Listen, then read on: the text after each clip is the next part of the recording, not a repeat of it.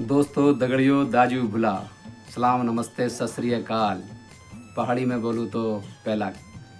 कैसे हैं दोस्तों आप लोग? स्वस्थ होंगे, मस्त होंगे, व्यस्त होंगे और सकुशल होंगे। तो दगड़ियों, आज आपका ये दोस्त अरुण सिंह आपको लेके चलेगा एक कहानी में, एक ऐसी कहानी जहाँ एक इंसान देवता बन गया, न्याय का दूसरे नंबर का देवता गोलजू के बाद। तो दगड़ियों, ये कहानी है लोक देवता उत्तराखंड के गंगनाथ जी की। आज मैं आपको ले चलूँगा उसी गंगनाथ जी की कहानी सुनाने के लिए। आपका ये दोस्त अरुण पहाड़ी, अरुण सिंह, आज आपको लेके चलता है देवताओं की दुनिया में, जहाँ पर एक इंसान देवता बन गया। इस कहानी में दगड़ियों प्रेम है, विरह है, पीड़ा है, छल है, स्वाभिमान है, अभिमान है, सारी चीज़ें इस कहानी में है। तो दगड़ियों, बात बहुत पुरानी है। वंस अपॉन ए टाइम, बहुत समय पहले की बात है। नेपाल के डोटीगढ़ के राजा वैभव चंद और उनकी रानी प्योली देवी। वैसे तो राजा वैभव सुख संपदा से परिपूर्ण था, मगर राजा वैभव चंद और रानी प्योली देवी संतान न होने की वजह से बहुत दुखी थे। विवाह के काफ़ी समय गुजर जाने के बाद भी उनको कोई संतान प्राप्त नहीं हुई। तो राजकाज होते हुए, सुख संपन्नता, वैभव होते हुए भी उनका मन बहुत चिंतित रहता था। अब इसी चिंता में किसी महात्मा ने, किसी ज्योतिषी ने, किसी साधु ने उनसे कहा, भाई आप महादेव की पूजा अर्चना करें। ईश्वर ने चाहा, महादेव ने चाहा तो आपको संतान उत्पत्ति ज़रूर होगी, ज़रूर संतान की प्राप्ति होगी। तो राजा और रानी ने दोनों मिलकर काफ़ी लंबे टाइम तक महादेव की पूजा अर्चना की। कुछ कथाओं में कहा जाता है कि उत्तराखंड के बागेश्वर में बागनाथ मंदिर में भी वो लोग आए मन्नत मांगने के लिए। तो दगड़ियों, ये बागनाथ मंदिर हमारे यहाँ की बहुत सारी पौराणिक कथाओं, राजाओं से जुड़ा हुआ है और महादेव का वास है। तो हो सकता है यहाँ भी आए होंगे और उन्होंने शिव की आराधना की, बहुत मन लगा के कई सालों की पूजा अर्चना के बाद उनको एक पुत्र की प्राप्ति हुई। राजा रानी बहुत खुश थे पुत्र धन की प्राप्ति के बाद। उन्होंने इस पुत्र का नाम रखा गंगनाथ। तो राज्य में बड़ा उत्सव का माहौल बना, खुशियाँ मनाई गई, पुत्र प्राप्ति हुई है राजा को। तो बच्चा धीरे धीरे बड़ा होने लगा। बहुत ही सुंदर, कोमल, नाजुक, प्यारा सा, सुंदर सा राजकुमार उनको प्राप्त हुआ शिव के आशीर्वाद से। बहुत ही तेजस्वी बच्चा। तो समय कुछ गुजरा तो ज्योतिषियों ने उसके बारे में भविष्यवाणी की कि राजा, तुम्हारा ये बेटा वैसे तो बहुत ही शक्तिशाली होगा, सिद्धि प्राप्त होगा, तेजस्वी होगा, मगर ये राजकाज नहीं भोगेगा। ये बहुत जल्द योगी बन जाएगा, जोगी बन जाएगा, महात्मा बन जाएगा। तो कुछ कहानियों में कहा गया है कि भविष्यवाणी की गई कि 12 साल की उम्र के बाद ये जोगी बन जाएगा। इसकी कुंडली में सिर्फ 12 साल तक राजयोग है, उसके बाद ये जोगी बन जाएगा। तो दगड़ियों, ज्योतिषों का कहना और राजा वैभव चंद ने भी बात को आई गई कर दिया। माँ प्योली देवी थोड़ा चिंतित थी कि एक ही पुत्र है, अगर ये भी जोगी बन गया तो क्या होगा। तो माँ ने बड़े जतन से, बड़े लाड प्यार से बेटे को बाहरी दुनिया से अलग रखा। महल का नाम था कंचन महल। कंचन महल में सारी सुख सुविधाएं, वैभव, सोने के सिंहासन, खाने की थालियाँ सोने की, चांदी की। अब प्योली देवी बेटे को इसी राशि ठाट बाट दिन दुनिया से अलग पालने लगी। मगर बच्चा जैसे जैसे बड़ा हुआ, थोड़ा सा वैराग्य उसके मन में आने लगा। उसकी माँ ने बहुत कोशिश की थी उसको लोगों के दुख दर्द, दुनिया की क्रूरता पता ना चले, मगर जिसको जहाँ जाना होता है, भाग्य जिसको जहाँ ले जाता है वो वहाँ चला ही जाता है। तो दगड़ियों, जब बाहर की दुनिया के संपर्क में गंगनाथ आए तो उन्हें लगा कि यार, हम तो बड़े ठाट बाट से रहते हैं और समाज में तो बहुत दुख है, लोग परेशान हैं, तो मन थोड़ा वैरागी रहने लगा। तो दगड़ियों, इसी बीच कहते हैं कि 12वें वर्ष में चल रहे थे गंगनाथ, और बागेश्वर में उत्तरायणी का कौतिक जो हर साल लगता ही है शिव जी के प्रांगण में, माँ सरयू के आंगन में। तो कौतिक लगा, मेला लगा, मेला बोलते हैं कौतिक को। तो दगड़ियों, उस मेले में गंगनाथ नेपाल डोटी से अपने सेवकों के साथ, अपने दल बल के साथ अपनी पालकी में बैठ के मेला देखने आए। तो दगड़ियों उस जमाने में ये मेले ही होते थे, व्यापार का सारा साधन। तो यहाँ पे शौका, हूण सभी जातियाँ आया करती थी। ऊंचे पहाड़ों से, ऊपर से, दूर दराज से सारे व्यापारी आया करते थे। यहाँ पे व्यापार हुआ करता था बहुत सारी वस्तुओं का, जो उस जमाने में नहीं मिलती होंगी, अमूल्य वस्तुएं, सस्ती वस्तुएं जो भी हैं। तो दगड़ियों उसी मेले को देखने आई हुई थी दनिया गांव की एक बहुत ही खूबसूरत स्त्री, भाना नाम था उसका। भाना का ससुराल दनिया था और मैका विश्वामटक बागेश्वर के पास। वो अपने मैके, अपने सहयोगियों के साथ, अपनी सखी सहेलियों के साथ, जो उसकी सेविकाएं थी उनके साथ आई हुई थी। तो दगड़ियों भाना बड़ी रूपवती महिला थी और अल्मोड़ा के दीवान किशन जोशी की बहू थी। कोई कहता है बहू थी, कोई कहता है कि बेटी थी, कोई कहता है उसी की पत्नी थी। बहुत रूपवती महिला थी। तो दगड़ियों जो कथाओं के हिसाब से कहा गया है कि किशन जोशी ने अपने विक्षिप्त भाई के साथ भाना की शादी करा रखी थी, क्योंकि दीवान था अल्मोड़े के राजा के यहाँ। और वही महिला भाना बागेश्वर कौतिक में आई हुई थी अपने दल बल, अपनी सेविकाओं के साथ। कुसुम घसियारी और जो भी उसकी सेविकाएं थी, उसमें झपरू लोहार साथ में था। तो आ रखे थे ये बागेश्वरी कौतिक में। और इत्तेफाक से इन दोनों के खेमे आमने सामने थे। इन दोनों के खेमे आमने सामने होने की वजह से दोनों को एक दूसरे पर नज़र पड़ी, रूपवान राजकुमार और रूपवती भाना। तो दगड़ियों एक दूसरे को आकर्षित करने के लिए इन दोनों का रूप, यौवन इतना ज़्यादा था कि आकर्षित हो गए। भाना ने अपने सहयोगियों से कहा कि पता करके आओ ये लड़का कौन है, ये राजकुमार जैसा लग रहा है, ये है कौन। तो उसने झपरू लोहार को भेजा। झपरू लोहार उनके खेमे में गया और पता करके आया। तो उन्होंने बताया गंगनाथ ने कि मैं डोटीगढ़ नेपाल का राजकुमार हूँ और यहाँ मेले में आया हूँ।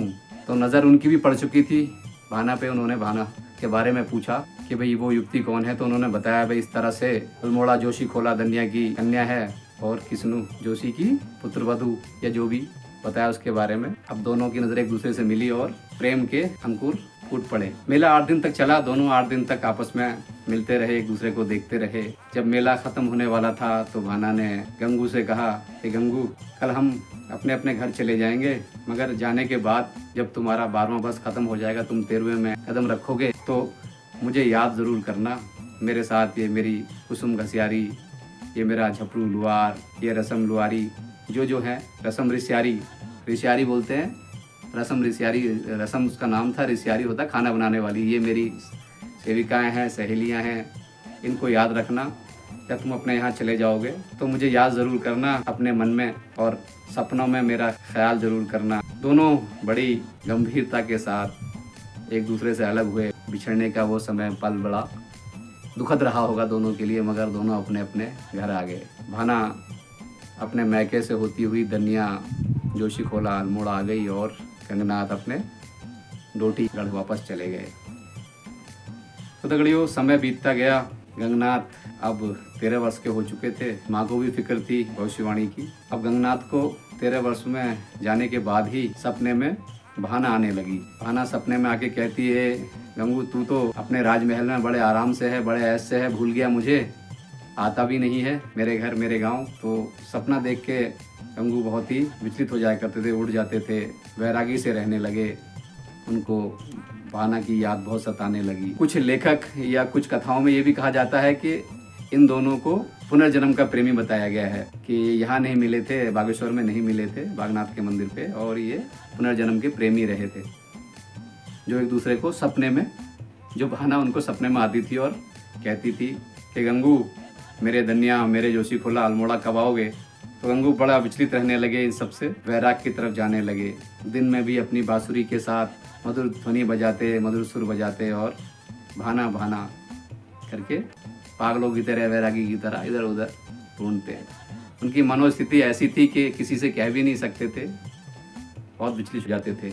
मगर एक दिन भाना ने सपने में आके उनको कहा कि गंगू जून में को चल होले अल्मोड़ा जोशी खाल आले, मरी में को चल होले डोटी में पड़ी रोले। यानी कि जिंदा माँ का बेटा हुआ तो जोशी खोला आएगा मुझसे मिलने, अगर मरी हुई माँ का बेटा होगा तो वहीं डोटी में पड़ेगा, सड़ेगा। तो इस सपने ने गंगनाथ को बहुत ही विचलित कर दिया। वो उठ बैठे और उसी सुबह को उन्होंने वैरागी का वेश धरना शुरू कर दिया और आने जाने लगे। पाना ने सपने में भी उनसे यही कहा था कि तुम मुझसे मिलने के लिए अगर आओ, तुम्हारा मेरा मिलन तभी हो सकता है जब तुम सन्यासी का वेश धारण करो, भभूत मलो, अपने कान फड़वा लो, अपना सर मुंडवा लो, फिर अलग जगाते हुए मुझसे मिलने आना मेरे गांव। कोई पूछे तो अपना गांव विश्वास मटक बता देना बागेश्वर के पास। तो अब गंगू का मन राजकाज से उब गया और गंगनाथ गंगू जोगी बनने की राह पे चल पड़े। कभी मल्ली रोटी, कभी तल्ली रोटी भिक्षा मांगने, कभी कुछ, कभी कहीं, कभी यहाँ मारे मारे फिरते, कभी वहाँ। उनका मन ही नहीं लग रहा था संसारी कामों में। रह रह के मन में पीड़ा, विछोह, विरह जागता था। समझ में नहीं आता करूँ क्या, जाऊँ कहाँ। तो फिर एक दिन वो माँ से इजाज़त लेके निकल पड़े। माँ ने बहुत समझाया। माँ ने बोला, नहीं बेटा, तू हमारे बुढ़ापे का इकलौता सहारा है, राज्य का इकलौता राजकुमार है, तेरे बिना राजकाज कौन चलाएगा। तेरे पिता बहुत परेशान होंगे, वो जी नहीं पाएंगे। मगर गंगनाथ ने कहा, नहीं माँ, अब मेरा मन इस दुनिया में नहीं लगता, अब मैं वैरागी हो जाता हूँ, मुझे जोगी ही बनना है, मैं नहीं रह पाऊंगा इस राजमहल में। माँ से कहा, तुम दुखी मत होना, तुमने मेरे लिए बहुत सारे कष्ट उठाए हैं, अब एक कष्ट और उठाना कि मुझे जोगी बन जाने दो। माँ क्या करती, कलेजे पे पत्थर रखा और बेटा घर से निकल गया। बेटा कभी इस नगर घूमता, कभी उस गांव घूमता, अलग जगाता, अलग निरंजन की आवाज़ बोली, अपनी कुल देवी की पूजा करता, कहीं भी बैठ जाता। बस वो हाथ में तिमूर की लकड़ी, तिमूर होता है हमारे पहाड़ों में एक डंडा जिसमें कांटे कांटे लगे होते हैं, उसकी डंडी, एक अपनी बांसुरी, अपना झोला झमटा और अपनी एक कुल्हाड़ी लेके निकल पड़े। डोठीगढ़ से चलते हुए वो चंपावत पहुँचे, उत्तराखंड में चंपावत पहुँचे। चंपावत पहुँच के काली नदी पार करके कुछ दिन वो चंपावत में रहे, पिथौरागढ़ रहे, फिर काली नदी पार की, जिसको शारदा नदी भी बोलते हैं। काली नदी पार की और काली कुमाऊँ, कुमाऊँ को उसी वजह से बोलते हैं, काली नदी के नाम से काली कुमाऊँ बोला जाता है। काली कुमाऊँ में प्रवेश किया। काली कुमाऊँ में जैसे ही वो घुसे तो काली कुमाऊँ में काली नदी का मसाण उनके सामने खड़ा हो गया। मसाण का मतलब है दोस्तों भूत प्रेत, राक्षस। राक्षस तो क्या कहेंगे, भूत प्रेत, बुरी आत्माएं जो तंग करती हैं। तो काली नदी के मसाण ने रास्ता रोका। काली नदी के मसाण से उनकी काफ़ी देर भिड़ंत हुई, मगर उससे जीत नहीं पाए। तो फिर उन्होंने गोलजू को याद किया, गोलजू से मदद मांगी, आवाज़ लगाई, विनती की, हे गोल देवता मेरी मदद करो। तो गोल देवता ने साक्षात प्रकट होके उनको अपनी कुछ शक्तियाँ दी। अपनी कुछ शक्तियाँ दे देने के बाद फिर तो बहुत आसान था उनके लिए काली नदी के मसाण को हराना, और उन्होंने उसको हराया और साथ दिया। गोलजू को सामने देख के, गोलजू ने उनका जीवन बचाया था मसाण से, तो उनके पैरों में लेट गए और अपने मन की व्यथा बताई कि हो गुलदेव, मेरे मन में ये चल रहा है, मेरा निवारण करो। तो गोलजू ने उनसे कहा कि देख गंगू, तेरे मन की व्यथा तो मैं जानता ही हूँ क्या है, तू सीधे गुरु गोरखनाथ के पास चला जा, उनसे शिक्षा दीक्षा ले, तो तेरा बेड़ा पार हो जाएगा। तो गोलजू को साक्षात प्रणाम करके, गोलजू ने कुछ शक्तियाँ तो दे ही दी थी अपनी, तो तेजस्वी बालक और तेज प्रताप से दमकने लगा। उसके मुखमंडल पे बहुत ही अद्भुत तेज, बहुत ही अद्भुत चमक और पैदा हो गई, पहले से ही ज़्यादा। निकल गया। गंगनाथ जब वहाँ से निकले तो भटकते भटकते नगर, गांव, शहर पार करते, पहाड़, दरिया, नदियाँ पार करते हुए गुरु गोरखनाथ को ढूंढने के लिए पहुँचे। तो गुरु गोरखनाथ उन दिनों हरिद्वार में हुआ करते थे, उनका आश्रम वहीं होता था। कुंभ का मेला स्नान चला हुआ था, सारे पंथों के योगी उनके दरबार में, उनके आश्रम में आए हुए थे। गुरु गोरखनाथ सभी के गुरु थे। तो जाके गंगनाथ जी वहीं पहुँचे और गुरु गोरखनाथ के पैरों में लेट गए और कहा, गुरुदेव मुझे अपना शिष्य बना लो, मुझे दीक्षा दे दो, मेरे कान फड़वा दो, मेरा सर मुंडवा दो, मैं वैरागी होना चाहता हूँ। अपने सामने एक सुंदर राजकुमार को देख के गुरु गोरखनाथ ने कहा, बालक तेरे बस की नहीं है, तू महलों में रहने वाला, मक्खन जैसा तेरा शरीर, छू दो तो तू मैला हो जाए, मना कर दिया गुरु गोरखनाथ ने। मगर गंगनाथ ने भी जिद पाल ली थी कि मैं तब तक नहीं मानूंगा, आपके पैरों से तब तक नहीं उठूंगा जब तक आपके चरणों में पड़ा रहूंगा, जब तक आप मुझे अपना शिष्य नहीं बनाते, मुझे दीक्षा नहीं देते। बालक की जिद देख के गुरु गोरखनाथ ने उसको दीक्षा दी और अपनी दिव्य शक्ति से उसके मन की बात जानी, है क्यों और क्या करना चाहता है। गुरु गोरखनाथ ने उसकी शिक्षा दीक्षा गंगनाथ की पूरी की। एक बहुत लंबी ट्रेनिंग, एक लंबी शिक्षा दीक्षा, अपनी सारी विद्याएं, बोगशाड़ी विद्या बोलते हैं, दगड़ियों, टोना टोटका, जादू, सारे ये सब चीज़ें चलती थी उस ज़माने में महात्मा गुरुओं के पास। तो वो सब सिखा के इनको पारंगत किया। जब ये शिक्षित हो गए, पारंगत हो गए, काफ़ी साल उनके पास रहने के बाद, तब इन्होंने कहा कि गुरुदेव, मेरे मन की ये व्यथा है, मेरी परेशानी ये है, क्या करूं। गुरु गोरखनाथ तो उसके मन की व्यथा जानते ही थे। तो गुरु गोरखनाथ ने कहा मुस्कुराकर, तू अपनी अलख लगाए रख, रमाए रख, प्रभु में लीन रहे, तेरा काम यही है, तो अपने काम में लगा रहे, पूजा पाठ, साधु के सारे कार्य, परोपकार करता रहे, तेरा कल्याण हो जाएगा, तुझे वो सब चीज़ें मिल जाएंगी जो तू चाहता है। गंगनाथ ने वहाँ से विदा ली। गुरु ने चेले को विदा किया और पहली भिक्षा मांगने के लिए अपनी माँ के पास वापस भेज दिया। दोस्तों, कहते हैं कि जब आदमी संन्यास लेता है, जोग लेता है, तो पहली भिक्षा अपने घर अपनी माँ से मांगनी होती है। तो इसीलिए गंगनाथ अपने घर डोटी गए, अपने राजमहल गए, अपनी माँ से भिक्षा मांगी। अब वो एक तपस्वी, एक सर मुंडे कान फटे महात्मा बाबा के रूप में था। लोगों ने पहचाना नहीं, मगर फिर भी माँ तो माँ होती है। माँ ने पहचान लिया कि मेरा ही बेटा है और आग्रह किया कि बेटा तू ये सब छोड़ दे, वापस महल में आ जा, रह ले। माँ खुश हुई, मगर गंगनाथ ने नहीं माना और कहा, माँ तू मुझे भिक्षा दे, अलख निरंजन माई भिक्षा दे। तो माँ ने मन पे पत्थर रख के बेटे को भिक्षा दी और बेटे का पहला कदम सफल हो गया अपनी माँ से भिक्षा लेने का। और भिक्षा लेने के बाद कुछ दिन तली डोटी, कुछ दिन मली डोटी रहते हुए, कुछ दिन नेपाल में रहते हुए भिक्षा मांगी इधर उधर गांवों में और लोगों के हित करने लगे। क्योंकि गोलजुग ने भी कुछ शक्तियां दी थी, गुरु गोरखनाथ ने तो बहुत सारी विद्याएं दे दी थी। मन में परोपकार की भावना पहले से थी।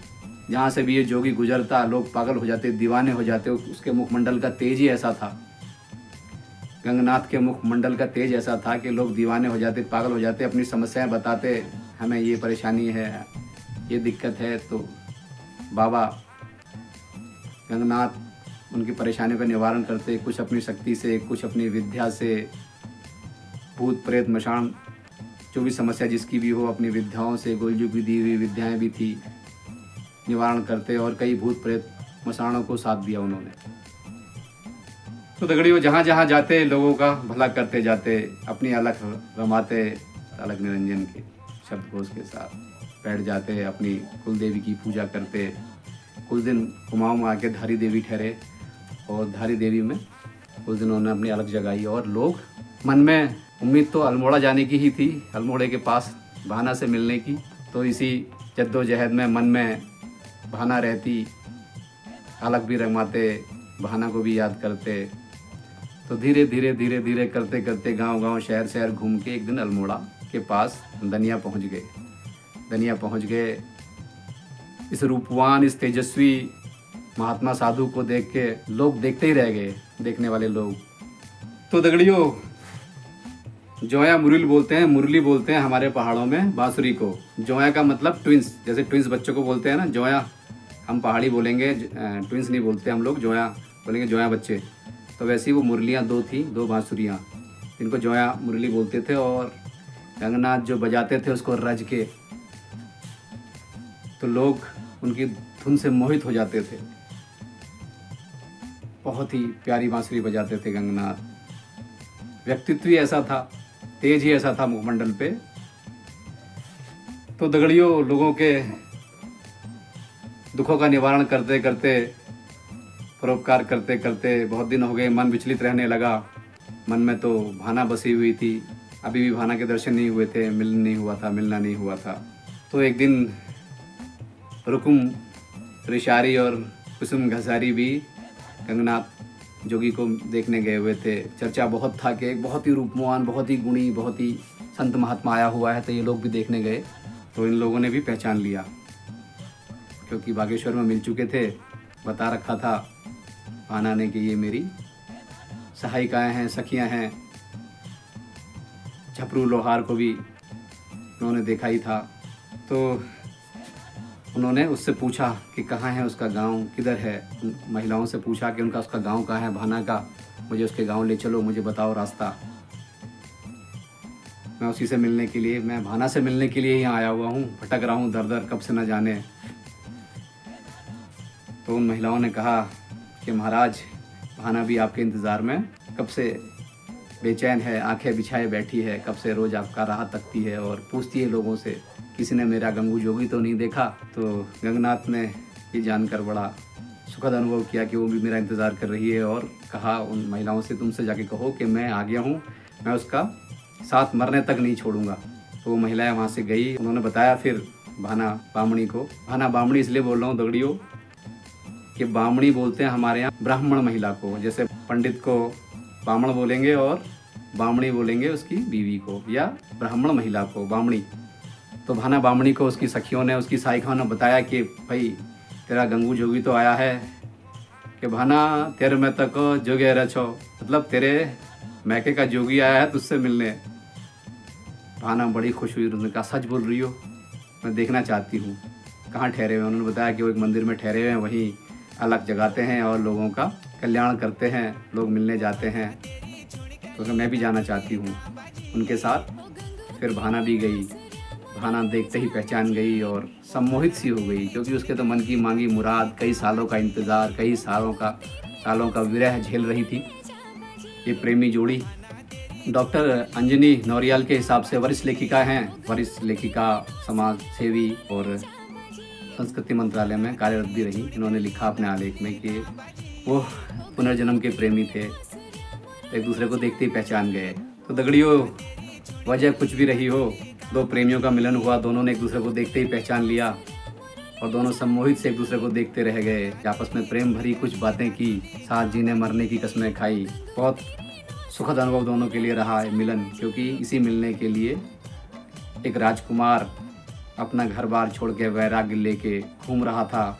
कितनी तड़प के साथ एक राजकुमार इतने वैराग्य के साथ, इतनी तड़प के साथ अपनी प्रेमिका से मिलने के लिए दर दर ठोकरें खा रहा था। ये मखमल जैसा शरीर, ये फूलों जैसे हाथ पांव, एक सुंदर खूबसूरत नौजवान जोगी बना हुआ, संपूर्ण विद्याओं से परिपूर्ण एक महात्मा बना हुआ, अपनी प्रेमिका के लिए दर दर घूमता रहा। ये कहानी भी दोस्तों लैला मजनू हीर रांझा जैसी है। प्रेम के लिए इंसान क्या क्या नहीं करता। तो भाना वहाँ से वापस आ गई और भाना को लोगों ने कहा कि भाई अब ये गंगू जोगी आ गया है, इसको ठहरने के लिए अपने घर में ही कहीं जगह दे दो। तो वो भी तो चाहती यही थी कि मेरे आसपास ही रहे। जोशी खोला में, चन्निया में एक जगह दे दी गई उनको। किलमोड़ी का झाड़ था, एक किलमोड़ी का झाड़ मतलब कांटेदार वृक्ष होता है, उसमें किलमोड़ी का कांटेदार होता है पत्तियाँ। तो किलमोड़ी के झाड़ के नीचे उनका आसन लगा दिया गया भाना के द्वारा, और वहीं पे एक कुटिया बना दी गई और झपरू लोहार को उनकी सेवा में रख दिया गया कि आपको जो भी ज़रूरत हो झपरू लोहार आपकी पूरी मदद करेंगे, सहायता करेगा। तो गंगनाथ रहने लगे, परोपकार करने लगे। लोग आते, अपने अपनी दुख, अपनी अपनी परेशानियां लेके सबके दुखों का निवारण करते, अलग जगाते, पूजा पाठ में लीन रहते, और जो भी वक्त मिलता दोनों को एक दूसरे के प्रेम में डूबे रहते। नज़दीक रहने की वजह से दोनों को समय मिलने लगा, काफ़ी टाइम हो गया रहते रहते, और उनकी सेवा के लिए झपरू लोहार उनके हमेशा साथ रहा। तो दगड़ियों, ये प्रेम है, इसकी खुशबू बिना हवा के फैल जाती है। कहते हैं कि इश्क छुपाए नहीं छुपता, इसका पता सभी को लगी जाता है। लोगों की नज़र में भी आ गया, पूरे जोशी गाँव में लोगों की नज़रों में उनका इश्क आ गया, उनकी मोहब्बत आ गई, उनका प्रेम आ गया। तो दगड़ियों, ये पुरुष प्रधान समाज है, इस तरह की चीज़ों को बहुत ही बुरा समझता है, और ये प्रेम होता आया है युगों युगों से, सदियों से, आज भी होता ही है लोगों को प्रेम एक दूसरे से। वही प्रेम भाना बामणी और गंगू जोगी का भी था। तो इस प्रेम की चर्चाएं फैलने लगी, दूर दूर तक लोग अंदर ही अंदर कुड़ने लगे और उन दिनों तक भाना गर्भवती भी हो चुकी थी।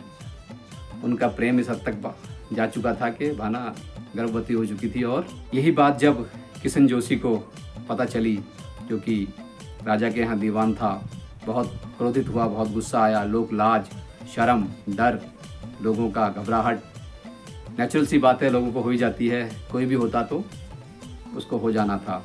और आदमी अपने अपने टेम्परामेंट के हिसाब से रिएक्ट करता है। तो कृष्ण जोशी ने उसी गुस्से में, उसी आक्रोश में, उसी रोष में नाथ की हत्या करने के लिए षड्यंत्र रचा। अब वो मारना तो चाहता था, मगर क्या करे। उसको पता चला था कि ये गोलजू का पीठी भाई भी है। गोलजू को पीठी भाई मान के गंगनाथ आगे बढ़े थे। उनके दी हुई दिव्य शक्तियाँ भी इसके पास हैं। और गुरु गोरखनाथ का तो ये चेला है जिसके पास गुरु गोरखनाथ के दी हुई सारी तंत्र मंत्र विद्याएँ, सारी कुछ वस्त्र हैं जिनको जब तक ये पहने रहेगा तब तक इसका अनिष्ट नहीं कर सकते। तो उसने अपने सेवकों के साथ मिलके कृष्ण जोशी ने एक षड्यंत्र रचा के होली के दिन इसको भांग पिलाओ। तो बाबा थे, होली के दिन उनको भांग पिलाई गई ढेर सारी, जिस भी तरीके से पिलाई हो, ठंडाई बनाई हो, चिलम बनाई हो, जैसे भी जोगी गंगू जोगी को खूब भांग पिलाई गई। गंगू जोगी बहुत ज़्यादा नशे में हो गए, भांग के नशे में। जब आदमी नशे में हो जाता है दगड़ियों तो निसहाय हो जाता है, असहाय हो जाता है, कुछ कर नहीं पाता, उसकी विद्याएं भी रखी रह जाती हैं। तो इसी मौके का फ़ायदा उठा के कृष्ण जोशी और उसके सेवकों ने और गांव वालों ने मिलके उनकी हत्या कर दी। झपरू लोहार ने बहुत बचाने की कोशिश की, भाना ने बहुत बचाने की कोशिश की, तो झपरू लोहार की भी इसीलिए हत्या कर दी गई उनके साथ ही। भाना गर्भवती थी, 5-6 महीने का गर्भ था, उसकी भी हत्या इल्ज़ाम लगा के कर दी गई पुरुष प्रधान समाज द्वारा। मरते वक्त भाना ने गांव वालों को श्राप दिया कि तुम सब लोगों का बहुत अनिष्ट होगा। और इनकी हत्या करने के बाद इनके शरीरों को इन्होंने घट, पंचक्कियाँ होती हैं, उसको घट बोलते हैं पहाड़ी में, पंचक्कियों, एक पंचक्की के अंदर दफन कर दिया। अब साहब प्रेम में मिलन जितना लंबा नहीं रहा, मौत उतनी जल्दी आ गई। तो कैसा प्रेम था, कितना विछोह था, कितना वैराग्य था, कितना भटका, कितना दोनों ने इंतज़ार किया। और कुछ समय के बाद दोनों की हत्या हो गई। हत्याएं तो 4 हुई थी उस वक्त, झपरू लोहार, गंगनाथ, भाना बामणी, उनके पेट में बच्चा, 4 हत्याएं हुई और चारों को दफन कर दिया गया। तो उनकी हत्या के तीसरे दिन से ही जोशी खोला में, दनिया में अनिष्ट होने लगा। अकारण जानवर मरने लगे, बीमारियां फैलने लगी, लोग मरने लगे, अकारण सारी चीज़ें होने लगी, बीमारियां फैलने लगी। तो लोगों को समझ आया कि कुछ हो ना हो, ये वही तीनों चारों लोग हैं, ये वही तीनों लोग हैं जो प्रेत योनि में आके सारी चीज़ें कर रहे हैं। अब इन तीनों ने प्रेत योनि में आके सबका अनिष्ट शुरू कर दिया। जोशियों का जीना दूभर कर दिया वहाँ पे। जोशी बहुत परेशान हो गया, अकारण मौत, अकारण बीमारियाँ, अकारण जानवर मर जाना, अकारण अकाल जैसा पड़ने लगा। तो इन सब लोगों ने पुचार बुलाए। पुचार बोलते हैं तंत्र मंत्र करने वाले देवताओं के जागर और पूछ करने वाले कि क्या है, पूछते हैं ना ऐसा क्यों हो रहा है। ये लोगों पे अवतार भी लेने लगे, चढ़ने लगे, तुमने मेरी हत्या की है, तुमने मेरी हत्या की है, तो हम तुम्हें छोड़ेंगे नहीं। तो जब पुजारों ने बताया कि ये तो तीनों वही हैं, तो गंगनाथ ही हैं, तो फिर लोगों ने इनके जागर लगाए इनको खुश करने के लिए। जागर वो गाथाएं होती हैं दोस्तों जिनमें महिमा मंडन किया जाता है, गुणगान किया जाता है किसी पर्टिकुलर देवता का, जिसको खुश करना हो तो जागर में गाथाएं गाई जाती हैं। तो गाए गए जागर और फिर इनका अवतार हुआ। दूसरे इंसान के शरीर में जाके आत्मा बोलती है ना कि मैं वो हूँ। अवतार लेने के बाद बोला कि मैं गंगू छूँ, मीन तुमर के बिगाड़ो, तुमून मेरे पूरे ख़ानदान मार दे। कहने का मतलब है कि मैं तो गंगू हूँ, मैं तो निसहाय था, तुमने तो मेरा पूरा ख़ानदान उजाड़ दिया, मार दिया, मेरी क्या गलती थी अवतार होने के बाद। मैं गंगू छूँ, अगर मैं खुश छूँ तो फूला फुलियार कर दूँ, अगर मैं बिगड़ गया तो तहस नहस कर दूँ। तो दगड़ियों लोगों ने बड़ी मिन्नतें की, हुज्जत की, हाथ पैर जोड़े, पड़े रहे चरणों में, करके इनको मनाया और मान भी गए। बोला आदमी परोपकारी आदमी मान गया, अपनी हत्या के बाद भी अपने हत्यारों को माफ़ कर दिया। फिर जोशियों ने दनिया में उनका मंदिर स्थापित किया। मंदिर स्थापित करने के बाद उनकी पूजा होने लगी। न्याय तो पहले भी करते ही थे, कमज़ोर के साथ, असहाय के साथ हमेशा रहते ही थे। तो उनकी पूजा अर्चना होने लगी और वहाँ पे झपटू लोहार का भी मंदिर बनाया, गंगनाथ जी का भी मंदिर बनाया, भाना और उनके बच्चे का बाल स्वरूप में पूजा होने लगी। उनके मंदिर स्थापित किए, उसके बाद से उनके अनिष्ट होने रुक गए और इस तरह से गंगनाथ जी कुमाऊं क्षेत्र के पूजनीय आराध्य गोलजू के बाद दूसरे नंबर के न्याय के देवता बन गए। और इसी तरह से कुमाऊं में उनके ढेर सारे मंदिर बने जगह जगह पर। मेरे घर से अभी बस 4 किलोमीटर की दूरी पे ताकुला है, वहाँ पे उनका मंदिर है गंगनाथ जी का। और हर क्षेत्र में मंदिर हैं। मेरे घर के सामने भी मंदिर है गंगनाथ जी का, पिछली बार मैंने आप ब्लॉग में दिखाया भी था गंगनाथ जी का मंदिर। तो दगड़ियों, इस तरह से एक प्रेमी राजकुमार कितना कष्ट भोगने के बाद, जोग लेने के बाद अपनी प्रेमिका से मिला, मिलने के बाद इंसान से एक देवता बन गया, लोक देवता, न्याय का देवता। लोग जाते हैं उनके मंदिर में आज भी अपनी अरदास लेके और वो न्याय करते भी हैं और दोषियों को दंड भी देते हैं। जागर लगाए जाते हैं, पहाड़ में गाथाएं बहुत चलती हैं उनकी, गंगनाथ जी के जागर बहुत लगाए जाते हैं। और गंगनाथ में अवतार, जागरों में अवतार लेने के बाद गंगनाथ जी सारी चीज़ें बताते हैं और शुभ करके जाते हैं सौकार का। तो दगड़ियों, ये थी हमारे उत्तराखंड के एक लोक देवता की कहानी। आपको कैसी लगी ज़रूर बताइएगा कमेंट करके। मोटो मकसद ये है कि हमारी संस्कृति, हमारे देवताओं, लोक देवताओं को हमारे आने वाली पीढ़ी जाने, बाहर के लोग भी सभी जाने। सभी पहाड़ियों को तो जानना ही चाहिए और हमारे देश के सभी लोग, देश दुनिया से बाहर के सभी लोग जाने हमारी संस्कृति को, हमारे देवताओं की कहानी को। तो दगड़ियों, फिर मिलता हूँ आगे किसी नए ब्लॉग पे, किसी नई कहानी के साथ, किसी नए ब्लॉग के साथ। तब तक के लिए नमस्कार। आपका दोस्त अरुण पहाड़ी, अरुण सिंह इजाज़त चाहता है।